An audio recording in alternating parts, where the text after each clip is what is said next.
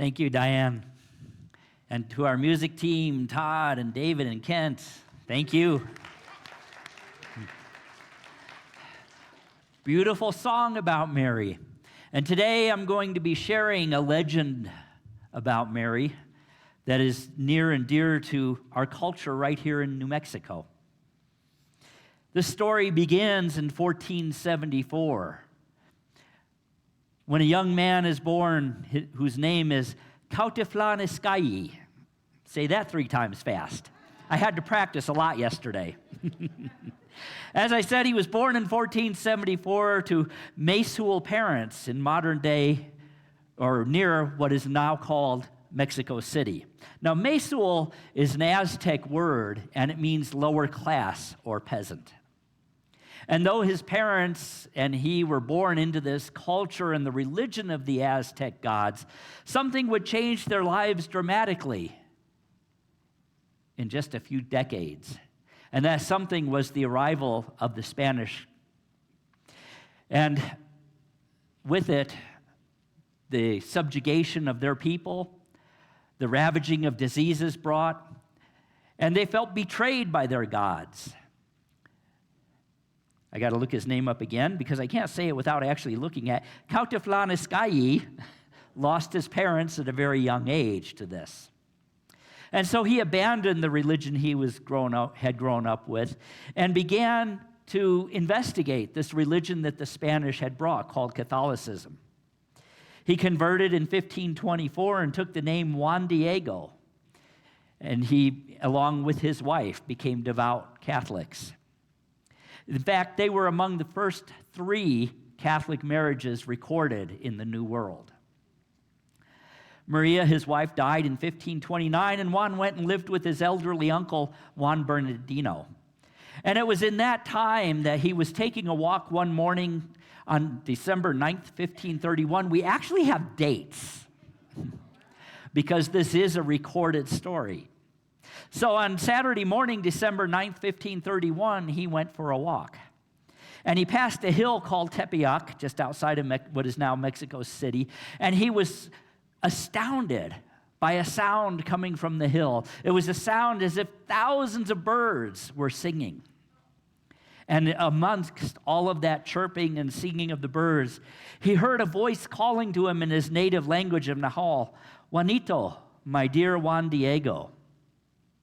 So he investigated. He climbed the hill to where that voice was coming from, and there he beheld Jesus' mother, Mary. Mary was recorded as saying, "Know and understand this well, Juanito, you, the most humble of my children. For I am the Virgin Holy Mary, Mother of the true God, for whom we live, of the Creator of all things, Lord of heaven and earth. And I wish that a temple be erected here quickly, so that I may therein exhibit and give all my love, compassion, help, and protection." Well, you can imagine the effect this probably had on Juan. He went running to the local bishop, Juan de Zumarraga. Now, you can probably imagine the Spanish bishop's response. He was polite according to the records, but he did consider Juan Diego an illiterate peasant, unworthy, and he said, "Go away, I'm busy. I don't really believe this." So that afternoon, Juan climbed the hill again and informed Mary of the bishop's response. And he said, "Please, Mother Mary, please choose somebody more worthy. I am not worthy of being your messenger." But Mary told him, "No, you are my chosen one. You are worthy. I want you to go tomorrow morning and see the bishop again." So he did, and he got pretty much the same reaction. So he went a 3rd time. And this time, the bishop, probably getting a little annoyed, said, "I'll tell you what." I'm putting it into modern English. "I'll tell you what. You tell Mary to give you a sign and bring it back to me." Pretty cheeky of the bishop.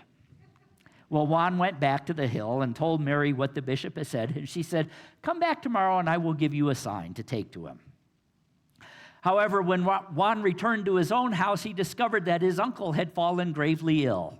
And by Tuesday morning, December 12th, he believed his uncle was on the verge of death. So he went out to find a priest to administer the last rites.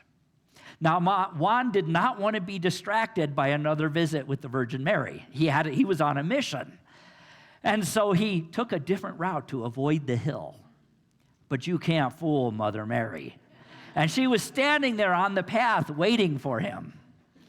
And she comforted Juan and told him that not only will your uncle not die, but as of this moment, he is cured.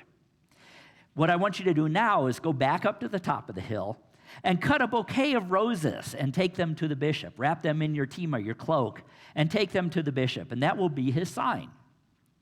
So Juan climbed the hill, and as he reached the summit, he was amazed to discover that there were so many varieties of exquisite Castilian roses blooming that he almost couldn't fathom it. Now, Castilian roses are not native to that part of the world. He had never seen this particular flower before. So he cut a bunch of them and returned to Mary, and she said, "My son, the least, this diversity of roses is proof and a sign which you will take to the bishop. You will tell him in my name that he will see in them my wish and that he has to comply with it." She's a good mother. So Juan did that. He wrapped him in his tima, took him to the bishop, and he told the bishop what Mary had said, and then he unwrapped it. The roses fell to the floor, and there, imprinted on his tima, his cloak, was an image of Mary. The bishop immediately apologized and built the shrine. As a side note to this story, we know the dates and everything. In fact, you may have noticed it's actually right now that this happened back all those centuries ago. We know the dates because they were told firsthand to a Nican historian named Antonio Valeriano, and he wrote them down. So why is this important to us today? Why am I talking about this? Well, part of it is because, as you sang, the representation of the Virgin of Guadalupe, the representation of Jesus' Mother Mary is motherhood, love, nurturing, feminism, social justice, all the things that we value today. Other reasons I share this is because this story, this legend of the Virgin of Guadalupe, is a very deep ingrained part of our culture here in New Mexico. If you've been here for any time at all, you will notice that she is painted on the sides of buildings. There are statues of her all over the place. You can go into any shop in Old Town and find one. We have one on our altar that was carved in Mexico. So she's part of our culture. Whether we are Catholic, from a Catholic background or Spanish background, just by living in this part of the world, she becomes part of our DNA. And Mary, in any guise, represents the key to the Christmas story. I'm going to say something rather controversial here. If you've been here before, last Christmas, you've heard me say it. There are people who say that Jesus is the reason for the season. I don't.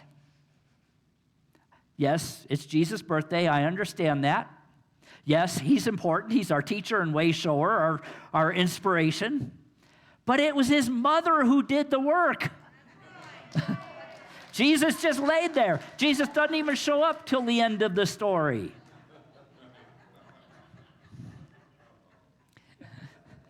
And Jesus' birth was not a religious holiday until after the 10th century.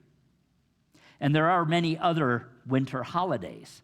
So when I look at this time of year, I look at the wholeness of it. Not so much dogma and stories and legends, although we embrace those and celebrate them. But what is the real meaning? Why are these symbols important? What does Mary represent? As I said, Mary did the work. Mary carried Jesus. She became pregnant with Jesus at a time when a single young woman was not supposed to get pregnant. She had to wrestle with that and with the opinions of the elders of her community. She had to then carry him across a desert, being 9 months pregnant. So the story of Christmas is, I believe, more a story of Mary than it is of Jesus. And a little bit of Joseph, too. He had to do a lot. So ultimately, I believe Mary should be the reason for the season. And she probably would have been if the religion that was created 300 years after Jesus had not been created in a patriarchal society. So today, the beginning of the celebration in many places, especially here in the Southwest, of the Miracle of Guadalupe, we honor Mary as we move closer to the Christmas story. So let's unpack this a little bit. What does this mean to us in unity? Well, if you think about the legend I just shared with you, Mary chose a peasant native to fulfill her mission. She didn't go to the bishop. This person, Juan Diego, was of a people who had had their culture stripped from them, a conquered people. They were suffering enslavement and brutality at the hands of the Spanish. And he hears this person tell him to build a temple so that I may be therein and exhibit and give all my love. Notice that she did not say, so that I may give your people my love. She said, so that I may give all my love. Juan Diego doesn't question this. He only questions his own worthiness. As the story goes on, he cuts the roses. And it says in the story that there was a diversity of roses. It uses those exact words. And again, symbolizing that this message is for all people, of all religions, of all nationalities, of all status. This is a universal story. So what does Mary represent then? What does Mary in any guise represent? Charles Fillmore said, Mary represents the soul that magnifies the Lord daily in the temple. Where's the temple? Where is the temple of our soul? Some of you are pointing, yes, within us. Through its devotions, the soul prepares itself for a higher life. Jesus, the perfected human manifestation, is conceived in the intuitive or soul nature. That's where it starts. And it's molded in its substance. And the coming of the Christ body into activity is the result of an exalted idea sown in mind and matured by the soul represented by Mary. We all have that Mary energy within us. Male, female, it doesn't matter. It's in every one of us. The soul that is devout and expectant, that dwells and meditates and prays and affirms the good, gives birth to something higher and finer. We call it the Christ. Mary expected the birth of a Messiah. She expected it. It had been part of their culture, their teaching for generations. She had no idea it was going to be her. And according to the promise of the whole Spirit within her, the Holy Spirit, she was filled with this idea that a Messiah would come. It started in her mind from the teaching she had grown up with. But it quickened. It quickened into an assurance, into a belief, into a knowing within her, still not knowing that it would be her that would bring this about, but within her that created an energy, a movement of energy. And in due season, Charles Fillmore wrote, there were aggregations of cells strong enough in their activity to attract the attention of the outer consciousness, and what is called the birth of our Christ took place. Charles Fillmore theorized that she attracted the energy that would become the Christ and become expressed through her child Jesus by preparing herself for it. Mary as the soul represents breaking free of bondage. Bondage to what? Bondage to race tradition, bondage to custom, bondage to religions, allowing us and her to come to a freer, newer life, aligning with the divine idea of evolution. And the divine idea of evolution is that we all birth the Christ within. It was not supposed to be a one-time thing. It was the model for all of us. It's interesting to me that in every story of every Mary I read in the Bible, there are similarities. Mary, the mother of Jesus, Mary Magdalene, Mary, the Virgin of Guadalupe, they all represent the same thing, a soul awakening to a higher order of functioning. They all represent love and compassion for all people, for all life, and for all possibilities. But most important, they represent the possibility of a miracle. Think about it. Think about every story you've ever heard about any of the Holy Marys. There is a lesson of gratitude, of love, of faith, of devotion, of service, which always leads to a manifestation. A manifestation of what? A manifestation of better. A manifestation of what had been considered an impossibility. A manifestation of the Christ.